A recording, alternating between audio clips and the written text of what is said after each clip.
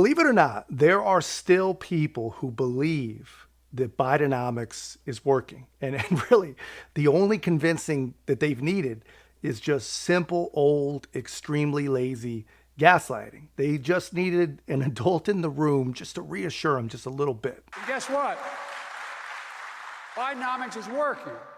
But here's the thing, man. The same people who have taken that guy's word and, the word of his partners in the liberal corporate media world, that the economy is great, that Joe Biden is the most prolific jobs creator in human history, and that you personally have never, ever been better. The people that believe that are the same people that believe the guy when he said that he was going to build an economy from the bottom up and middle out. Whatever that meant, still nobody knows. But I'm sorry, man. Parading some strong performance in the stock market and low unemployment out as proof that the economy is actually working for real people, and doing that at a time when we have literally record homelessness per capita in the richest nation on the planet, when McDonald's is losing market share because it has become a luxury, and when families literally need $12,000 more per year just to keep up with their needs. None of that stuff cuts it, man. People are not stupid. They understand at least their bank accounts, which seems to be a whole lot more than the average Biden economic advisor understands. And what I mean by that, I'm going to show you a clip, right, that you are not going to freaking believe. One of the men responsible for Bidenomics himself was recently asked a pretty interesting question. If we're just going to print the hell out of money, then why do we even bother borrowing it from other nations in the first place? And he literally could not explain. He could not explain where money comes from or what it even really is. The U.S. government can't go bankrupt because we can print our own money. It obviously begs the question, why exactly are we borrowing in a currency that we print ourselves? I'm waiting for someone to stand up and say, why do we borrow our own currency in the first place? Like you said, they print the dollar. So why does the government even borrow? Well, again,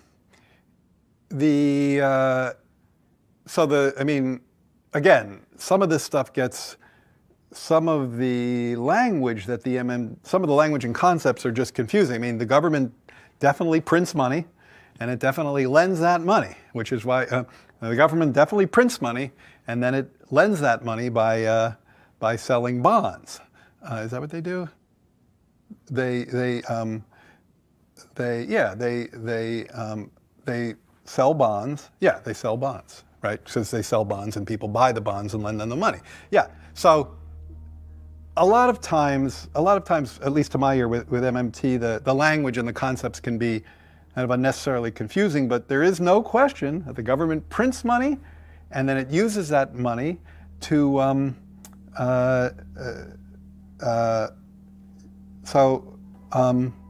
I guess I can't really talk. I don't get it. I don't know what they're talking about. Because it's like the government clearly prints money. It does it all the time, and it clearly borrows.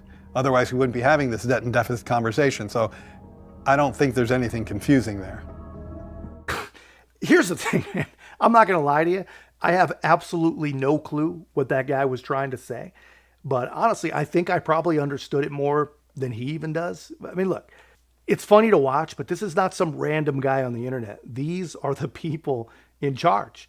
These people are literally pulling the strings of our economic policies, and they do not understand anything about what they're doing. The guy was asked to explain the system, actually probably the easiest part of the system to even understand. And instead of doing that, he just gave us his best Kamala Harris impression, which it's funny to watch, but when you realize what this is and who he is, it's freaking scary, man.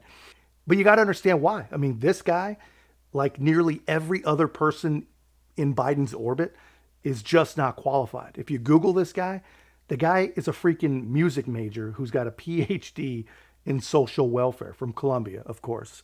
I don't even know what social welfare means, but I know it does not mean you should be a top dog economic advisor.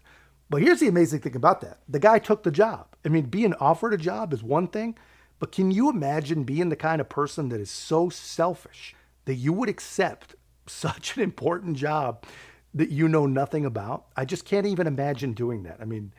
Only in the Democrat Party can a person like that or an opportunity like that even exist. And guys, he's not the only one. This is not an anomaly. Do not ever forget this gem right here from Janet Yellen. Has Treasury really not looked at, okay, we're already charging $4.9 trillion for the deficit, for Medicare, for a lot of other things, and now we got to add social, but we haven't done the math to figure out how much that tax rate would have to be? The president doesn't have a plan. He has principles. He wants to work with Congress to find a way to protect Social Security and extend its solvency. That really does say it all, man. We don't have a plan.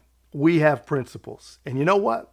I believe him. You know, that might be the most honest statement to ever come out of any Biden administration official. They do not have a plan. They have principles. But sadly, I mean, their principles, they aren't really principles. They believe in race and gender and inclusion and whatever it is they think is going to make happy the truly insane people that still support them at this point. That is all they have. I wouldn't really even call that a principle. They might think it's a principle, but that's what they have. And the results are literally exactly what you'd expect. I mean, we have real problems in this country. Economies are incredibly complex. You need a plan. I mean, your principles do not matter, especially when it comes to math.